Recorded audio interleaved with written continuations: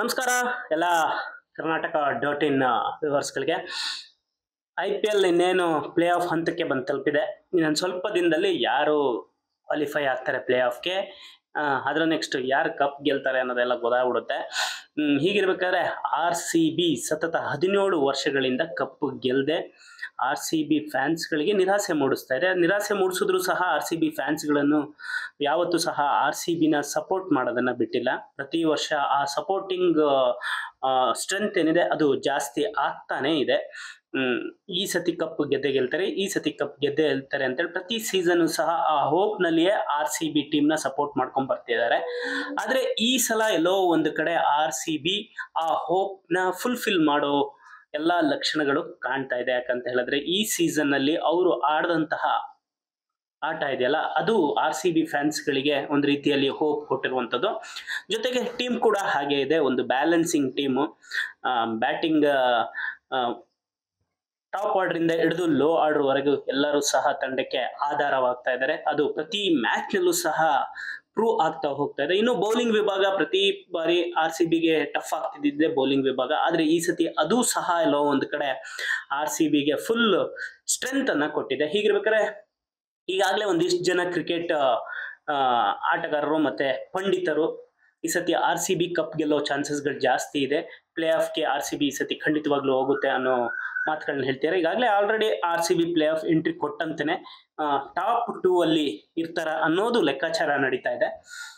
ಹೀಗಿರ್ಬೇಕಾದ್ರೆ ಇದೀಗ ಒಬ್ಬ ಆಟಗಾರ ಈ ಸತಿ RCB ಕಪ್ ಗೆಲ್ಬೇಕು, RCB ಕಪ್ ಗೆದ್ರೆ ಅದಕ್ಕೆ ಎಲ್ಲರಿಗಿಂತ ಜಾಸ್ತಿ ಖುಷಿ ಪಡೋನು ನಾನು ಅನ್ನೋ ಒಂದು ವಿಚಾರವನ್ನ ಹೇಳ್ಕೊಂಡಿದ್ದಾರೆ.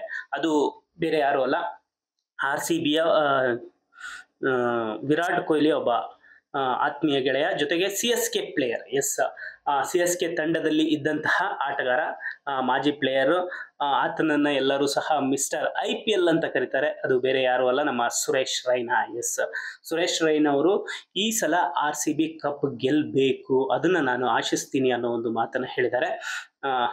ಈ ಬಾರಿ RCB ಟ್ರೋಫಿ ಗೆಲ್ಬೇಕು, ವಿರಾಟ್ ಕೊಹ್ಲಿ IPL ಟ್ರೋಫಿ ಎತ್ತಿ ಹಿಡಿಯೋದನ್ನ ನಾನು ನೋಡ್ಬೇಕು, ಅವರು ಎತ್ತಿ ಹಿಡಿಯೋದನ್ನ ನೋಡೋದಕ್ಕೆ ನಾನು ತುಂಬಾನೇ ಸಂತೋಷ ಪಡ್ತೀನಿ. ಅತಿ ಹೆಚ್ಚು ಸಂತೋಷ ಪಡೋ ವ್ಯಕ್ತಿಗಳಲ್ಲಿ ಯಾರಾದ್ರೂ ಇದ್ದಾರೆ ಅಂದ್ರೆ ಅದ್ರಲ್ಲಿ ನಾನು ಮೊದಲಿನಾಗಿರ್ತೀನಿ ಅನ್ನೋ ಒಂದು ಮಾತನ್ನ ಸುರೇಶ್ ರೈನಾ ಅವರು ಹೇಳ್ಕೊಂಡಿದ್ದಾರೆ.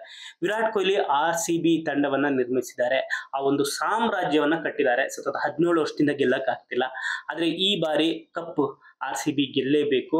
ನಾನು ಅದಕ್ಕೋಸ್ಕರ RCBನ ಈ ಬಾರಿ ಪ್ರೇ ಮಾಡ್ತೀನಿ, RCB ಕಪ್ ಗೆಲ್ಬೇಕು. RCB ಗೆದ್ರೆ ನಾನು ಅತ್ಯಂತ ಖುಷಿ ಪಡೋ ವ್ಯಕ್ತಿಗಳಲ್ಲಿ ನಾನು ಮೊದಲಿಗ್ನಾಗಿ ಇರ್ತೀನಿ ಅನ್ನೋ ಒಂದು ವಿಚಾರವನ್ನ ಸುರೇಶ್ ರೈನಾ ಅವರು ಹೇಳ್ಕೊಂಡಿದ್ದಾರೆ.